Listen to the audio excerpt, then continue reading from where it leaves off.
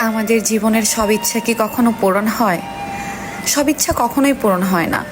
মাঝে মাঝে অপূর্ণতা নিয়েই বেঁচে থাকতে হয়। সময়ের সাথে সাথে বয়স বাড়ছে, দায়িত্ব বাড়ছে, টেনশন বাড়ছে, শুধু ভালো থাকাটাই জীবন থেকে দিন দিন কমে যাচ্ছে। এটাই বুঝি জীবন।